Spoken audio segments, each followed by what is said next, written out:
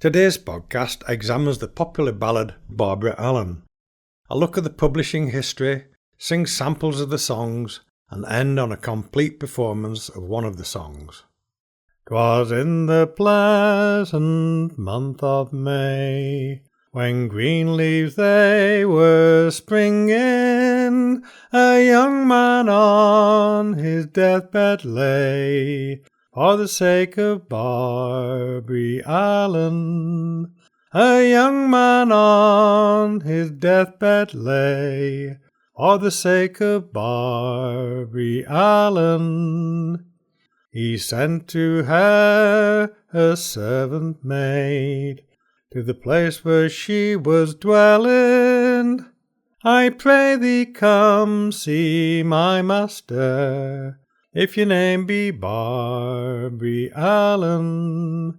I pray thee come see my master, if your name be Barbara Allen.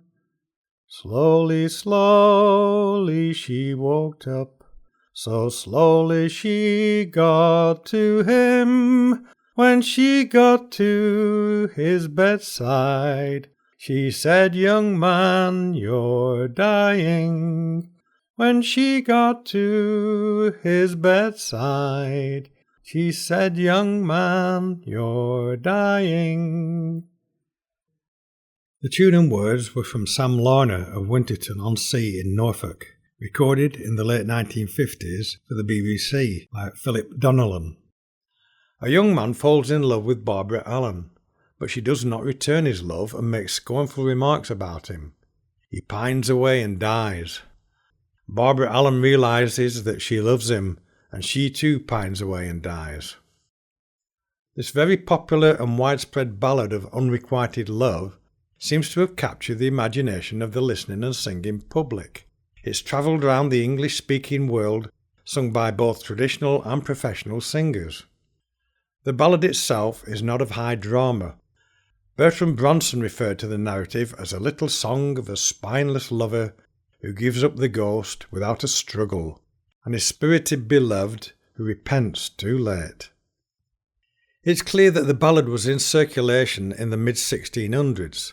It was mentioned in Samuel Pepys's diary, where in an entry for January 1666 he remarks on hearing Mrs. Knipp singing her little Scotch song Barbara Allen. It's thought to be a libel on Barbara Villiers and her relationship with Charles II, but there's no evidence to prove this, and other similar theories have been put forward without much supporting evidence. The lady's name varies from Barbara Allen and Barbara Ellen. An early broadside printing in the 1660s under the title of The Ruined Lovers is probably the earliest known printing of the ballad. It doesn't name the lovers, but the storyline is clearly that of the Barbara Allen ballads. It's a longer and wordier narrative, but it does follow the current version of the ballad. The young man tells her he's in love with her and wishes to become engaged. The young woman explains she does not love the young man and he should accept the fact. He wanders off feeling sorry for himself and develops a fever and dies.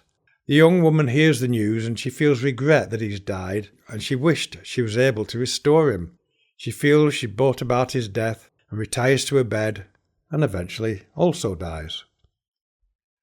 The ballad was next printed in 1765 in the fourth edition of the Tea Table Miscellany, edited by Alan Ramsay. This version follows the ruined lover's storyline, but in fewer verses. The young man is named Sir John Graham.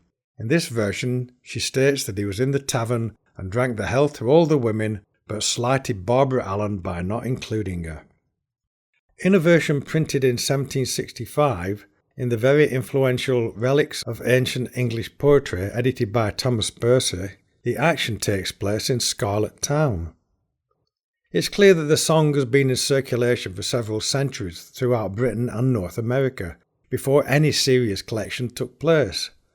The ballad appears on several broadside printings and reprinted in ballad books, but the tunes were not noted down. The first noting of a tune was printed in 1745 in Volume 2 of a 7-volume collection of traditional Scottish tunes named The Caledonian Pocket Companion, edited by James Oswald. The first printing of the song with a tune was in 1790 in Volume 3 of the Scots Musical Museum, edited by James Johnson. This version included the tune that had been printed in 1745. Oh, slowly, slowly rose she up to the place where he was lying, and when she drew the curtain by, young man, I think you're dying. Oh, I am sick and very, very sick, 'tis all for Barbara Allen. Oh, the better for me it'd never be, though your heart's blood were a-spillin'. Oh, don't you mind, young man, said she, when the cups they was a-fillin'. You made the health go round and round, and slighted Barbara Allen. He turned his face unto the wall, and death was with him dealing. Adieu, adieu, my dear friends all, and be kind to Barbara Allen. The tune most associated with the Barbara Allen ballad was printed in 1858 in Popular Music of Olden Times, edited by William Chappell. This tune was taken from the tradition, and the words were those printed in Percy's Relics of Ancient English Poetry. This version was used in the distribution of later broadside versions and by singers in the early music halls. It was printed in the National Song Book of 1906 and its updated printing, the New National and Folk Song Book, in 1938. This was the tune and words taught in the schools up to the 1960s and could be heard on the radio and television sung by professional singers. He turned his face unto us straight, with deadly sorrow sighing, O lovely maid, come pity me, I'm on my deathbed lying. If on your deathbed you do lie, what needs the tale you're telling? I cannot keep you from your death. Farewell, said Barbara Allen. He turned his face unto the wall, as deadly pangs he fell in. Adieu, adieu, adieu to you all. Adieu to Barbara Allen. There are 4 distinct opening versions of the ballad. In Reading, or Scarlet Town, where I was born, there was a fair maid dwelling. This opening is very common to those versions collected in England, and the location is often adapted to a more local site. It was in and about Martinmas time, when the green leaves there were falling. This opening is often linked to the Scottish versions of the ballad. Other variations are, 'Twas early in the month of May, the green buds there were swelling, and so early, early in the spring, when flowers there were a-blooming. These are common variations of the previous 2 openings, but in truth the ballad has travelled very widely since the 1600s, and the oral versions were collected both in Britain and North America during the 20th century. The actual wording has changed through the oral passage of the ballad, where the singers substituted words and phrases where they misheard or adapted lines to fit a more local story. There are some versions that tell of the young man saving bowls of tears that he's cried, and clothes full of blood mingled with his sweat, due to his anguish that Barbara Allen has rejected his love. Some versions end with the verses where the rose and the briar grow from the graves, and twine together in a true lover's knot. This was probably borrowed from other popular ballads such as Lord Lovell or Lady Thomas and Fair Eleanor. They lifted the lid up off the corpse, and she burst out with laughing. and all his wearied friends around cried hard-hearted Barbara Allen. As she went into her father's house, "Make my bed long and narrow, for the dead bell did ring for my true love, it will ring for me tomorrow." Out of one grave there grew a red rose, out of the other a briar. They both twisted into a true lover's knot, and there remain for ever. This version was collected from Sarah Makeham of Keady in County Armagh. The ballad travelled over to North America in the 17th and 18th centuries with the various English and Scottish settlers, and has created other localised variations of the words and tunes. The popularity of the ballad has brought parodies and some cynical performances, especially in the music halls and the American vaudeville. It was widely collected from traditional singers of the 20th century, with 198 versions printed in Bertram Bronson's collection, The Traditional Tunes for the Child Ballads. I will end this podcast with a tune that became popular with the British revivalist singers after it was recorded in 1966 by Ewan MacColl, who had recorded the tune from the traveller Caroline Hughes in 1964. In Reading town, where I was born, there was a fair maid dwelling.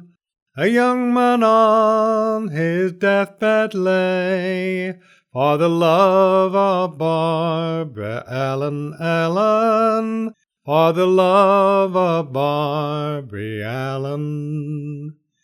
He sent his servant to the town, to the place where she was dwelling, saying, "You must come to my master dear, if your name be Barbary Ellen, if your name be Barbary Ellen."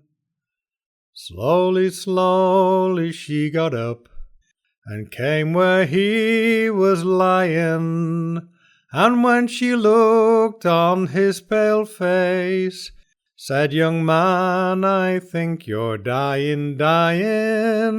Young man, I think you're dying. Oh, mother dear, go make my bed.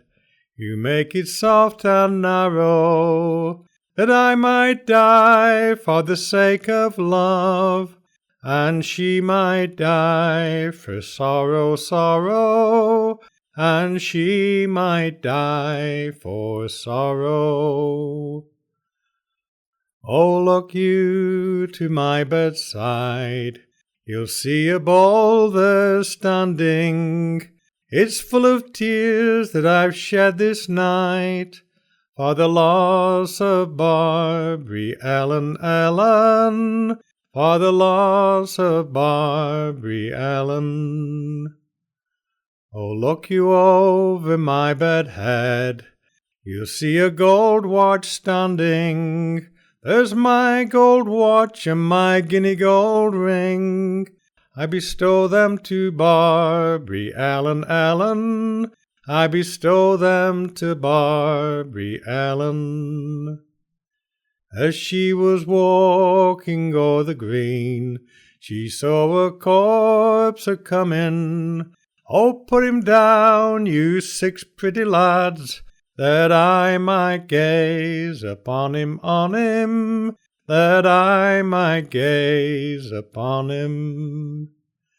They lifted up the coffin lid, and she burst out a-laughing, and all the people there cried out, "Hard-hearted Barbary Ellen, hard-hearted Barbary Ellen."